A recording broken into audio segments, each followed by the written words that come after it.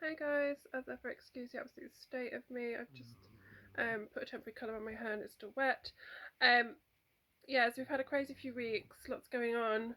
Um, so I can't remember whether I mentioned this in a video before. I don't know. So we had parents' evening, and yeah, they tell me that Ella doesn't struggle, and they tell me that she's fine. But then at parents' evening, they pretty much said she doesn't talk.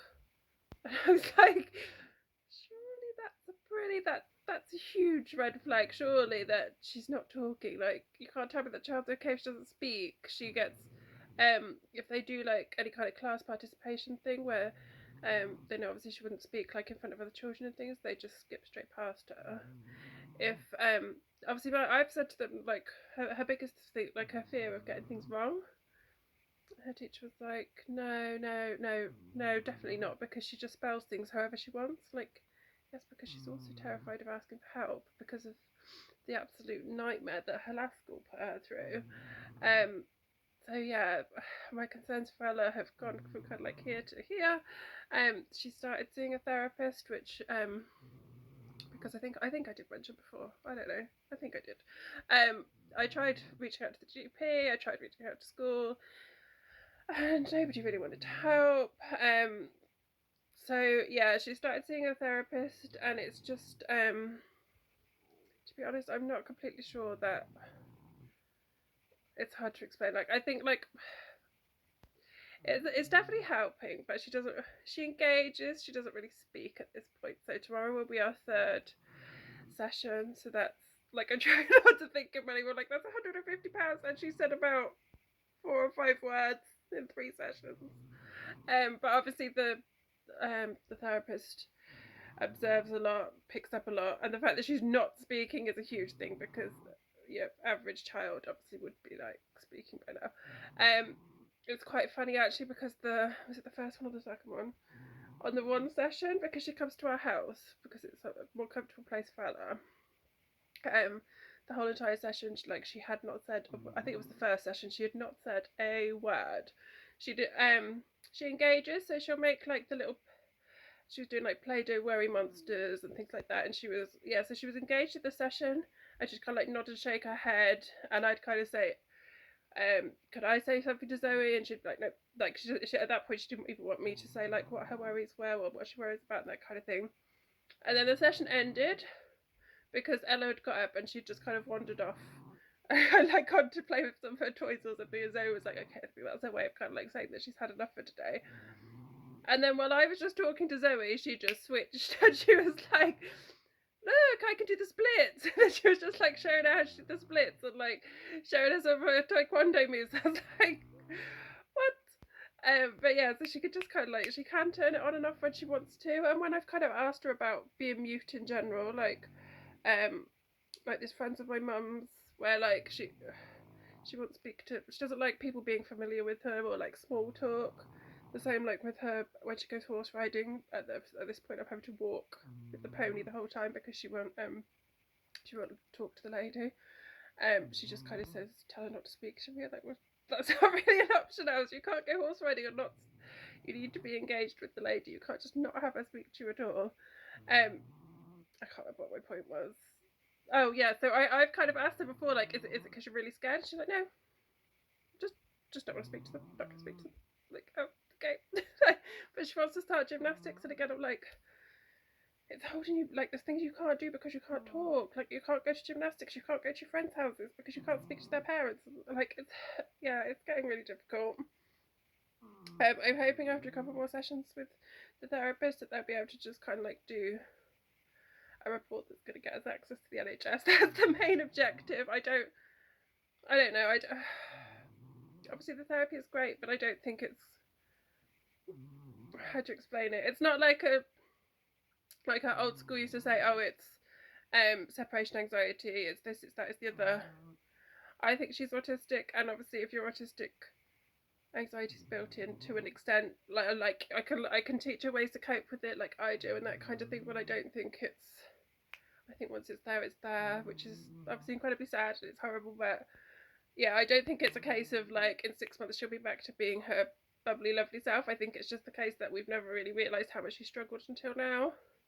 Um, So yeah, hopefully we'll get a report from the therapist, and either school have kind of said at this point, when I said that she was seeing the therapist, they've kind of said, from what you describe, is how an autistic girl could present, because obviously autistic girls can be very, very different to autistic boys. She masks hugely. One of the first things that the therapist said was, it's obvious that she's, because when I say school don't see her struggle, she's like, she's mastered blank expressions. So even when she's like absolutely terrified inside and she's like panicking inside, like her face does not show it at all because she's got that kind of mask up a lot of the time. But yeah, so I'm hoping that we get a report from the therapist, then either school or the GP, one if not both, will agree that yes, referring her. I don't know whether it will be straight to Umbrella or whether it will be, I don't know, my initial was paediatrician, but neither of them seem to think that that's the option, so maybe it would just go straight to Umbrella, I don't know. Obviously one of my clients, who's her son's on the pathway as well, she was like, well, why would you not just do what you did with Jaden and go privately? I'm like, well, at this point, I don't think we'd have the evidence with Jaden. By the time he did go for private diagnosis, we had close to 4 years. You know, I sent her like every NHS report, so much backing us from school and everything else. I think even if I did rock up and said, here's some money, diagnose my child, at this point we just don't have the evidence to. So I think the most important thing at the moment is to support her, not to, a word on piece of paper doesn't, as much as like I don't regret Jaden's diagnosis in the slightest, but a word on a piece of paper doesn't really mean anything. It's the physical support that she gets, the mental support that she gets, that's the most important. So yeah, it's that really difficult balance of obviously like, I don't want her to like, if Ella had her way, she wouldn't leave the house. I don't think she's got to that point where she doesn't want to go to school, she doesn't want to go to her hobbies, she doesn't want to go to grandparents even. Like she would just shut down. But trying to get that balance right of like, I don't want her to become a recluse. At the same time, I don't want to push her to the point where I make her anxiety worse. We're trying to get that kind of balance where she is able to do things, but she's not distressed by doing them. Which, yeah, it's a learning curve. And I still don't. I know some people would say I pander to her anxiety because we talk about it so much, and I talk to her openly about it, that kind of thing. But I don't want her to feel as though I'm teaching her to shut down her emotions, or that I'm teaching her to, that she shouldn't, you know, she shouldn't feel the way she does, and that kind of thing, because she can't obviously help how she is. At the minute she's back to having nightmares again every night, so I don't know whether there's a specific trigger to that or what, but she's in my bed most nights at the moment. And I do feel like they've both kind of, I don't know whether they've regressed or whether I just feel like their peers are kind of passing them slightly, that they're starting to seem younger than their peers, and that like Jaden still wants Teletubbies for Christmas.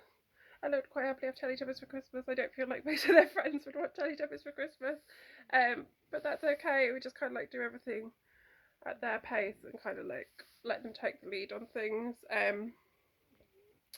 So Jaden, we had, I think I did mention it on a post, but probably not a video. At the same parents' evening, they told me that they were going to put Jaden on Umbrella Pathway, and I was like, what? Like, his diagnosis was like, well, it was September last year, so it's like well over a year ago. I don't see why that would be helpful, and luckily they've checked since, and it was one person's error that had said that he couldn't access a specific service without having an NHS diagnosis, and it turned out to be a load of rubbish, thank goodness, because like, what's the point in putting my child through additional stress, me through additional stress, additional strain on the NHS because there's another child that needs that NHS diagnosis, so why diagnose my child when he already has a diagnosis? And so I just sent all my stuff back through and was like, look, you know, it was all done to the right guidelines and everything else. There's absolutely no reason for it to need to be redone. And luckily they came back and said, no, that's fine. And myself, so yeah, I can't remember, I don't know, did I think I might have mentioned in a video before that I just spoke to the GP. And I spoke to the GP about myself and about Ella. And it was a really, really bizarre phone call because it was meant to be face to face, blah, blah, blah, but it ended up being a phone call. And with Ella, she was just like, well, if school don't support you, then you've got no chance of anything. I was like, I'm not even asking for a diagnosis at this point. I just want some acknowledgement on paper that she struggles with anxiety, that she struggles with nightmares, that she's, there's things that she's struggling with. So yeah, they agreed to make a record that she's struggling for future reference, and that was that. And then mine, I was like, oh, and yeah, I wanted to get referred for an autism diagnosis as well, but is there really any point to talk about that now? Because I thought she was just going to be really dismissive of me as well. She just went, oh no, that's fine, we can do that. What? What? I, don't get me wrong, I struggle every single day with so many things, but to me, just kind of like, I don't like to say self-diagnosis, but self-identification, the fact that I self-identify as being autistic, has meant that over the last couple of years I feel like I've become a lot kinder to myself, because whereas before I would think to myself, or I'd have like my ex-husband, like everybody in my life constantly, why can't you just do this? Why can't you just do that? Why can't you just be normal? Why can't you? And I don't think they ever meant to be like that, but like, when I was with my ex-husband, I didn't ever order food in a restaurant until we were getting divorced. I'd never, like, even if I went with a friend, I would find some excuse for my friend to order for me, whether it was at the bar, whether it was at the table. Like, I would not speak to anybody. I couldn't go to the toilet on my own. I used to make my ex-husband, like, walk me to the toilet, wait outside the toilet and walk me back if we were out anywhere, and things like that. Like, obviously with food, I'm horrific with food in just general. Like, keeping up with housework, things like it's a huge thing for, like, yeah, and executive dysfunction, things like being able to go to a supermarket. Like, there's so many little, like, well, to me they're little, they're things that everybody else probably takes for granted of being able to do, but things that I've always struggled with, that I never understood why I struggled with, and now that I understand it, I don't push myself to do those things any more than I did before, but I'm just more at peace with the fact that I struggle. Does that make I think that makes sense. Like, I'm just kinder to myself in general, rather than constantly having this kind of guilt of you should do more, you should be able to function, you should be able to do this, you should be able to do that. So long as the kids are happy and healthy, and so long as I'm fighting for them, like, that's okay. Ella, on the other hand, is beginning to struggle, and I feel like if she got support now, we can stop that from escalating. So yeah, my diagnosis on the NHS would just be a piece of paper, because it's not really, I don't plan on claiming PIP or anything like that. I just literally want it as, like, to know that I'm right, and to kind of, like, understand myself better, if that makes sense. Whereas with Ella, she does need support. So if the NHS to write her off so easily, not write her off, but just kind of like be so dismissive of, oh, maybe it's just things she learns from her brother, or maybe it's just this, maybe it's just that. If she gets help now, then it won't get any worse. That's the way I see it. So yeah, it's bizarre to me that they'll, like, that just be like, yeah, that's fine, we'll put you straight through for an assessment. And for a child, and even she was like, oh yeah, I'll probably be like within the next 6 months for an adult assessment. Waited like 3 years for Jaden's. Probably still be waiting now for Jaden. For Ella, I don't, we're at the start of that journey. It could be like a good couple of years, if not longer, until she actually has something on paper saying that she's autistic. If she is, because there's still obviously like a question mark over it. But yeah, with mine, she was like, fill in this paperwork, send it back, and then my anxiety, because like phone calls for me are one of the hugest things. So that phone call was pretty bad. And then 2 weeks later, I was sat waiting like this whole morning for her to call, and then I just got a text message saying that it was cancelled. I was like, I've been sat here all morning staring at my phone, anxious, waiting for this phone call. Another 2 weeks later, she actually called back, and she literally just said, oh, I just wanted to confirm that yes, you wanted to go ahead with your referral. I was like, what? Why would you not have just sent it a month ago? Why would you wait? I've approached you and asked for it. Why would you then need to ring me back and be like, do you want me to go ahead with it? Yes, there was no more. I was expecting like a bit of some questioning, some interrogation. She just kind of said, oh, from your answers, because they were just like almost like an ADHD one, just like tick boxes of things that you struggle with. And she was like, oh, I've picked out like lack of attention and things. I was like, I don't know whether I'd say they were like my biggest struggles. So I just listed off like a few of my biggest struggles, just so she can make like some notes to send with the referral to, I can't remember what it's called. I want to say Psychiatry UK, but I think that might be an ADHD one, I don't know, whoever it goes through to.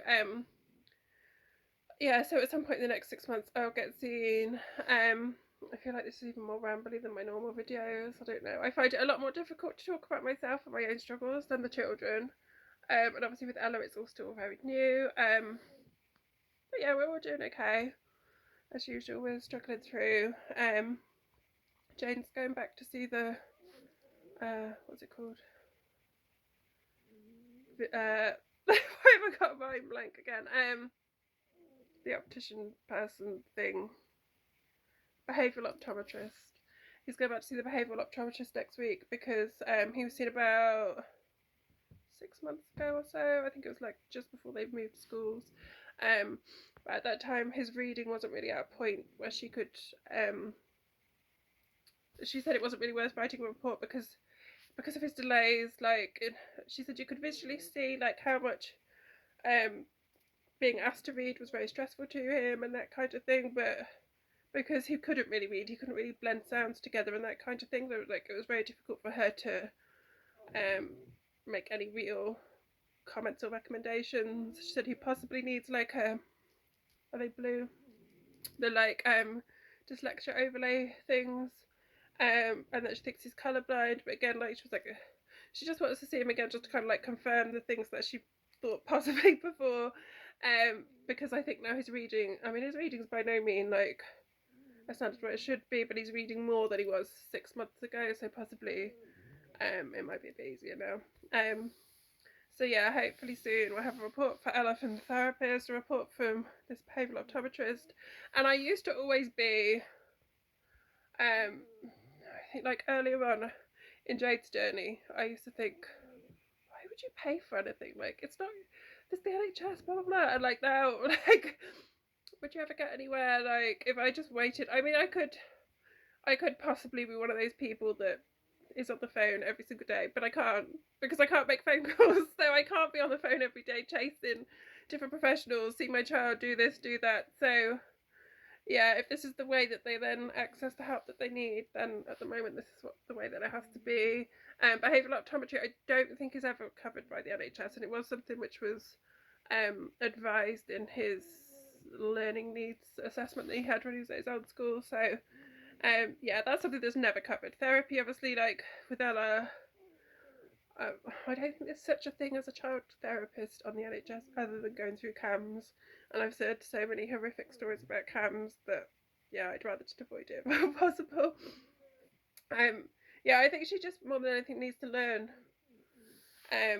how to manage her anxiety and that kind of thing. And it is because some of the things that she's anxious about are quite abstract things. They're not little day-to-day things, and yeah, I could always see it going in like an OCD direction. So trying to like, yeah, trying to stay on top of everything, try and like help her manage it as much as physically possible.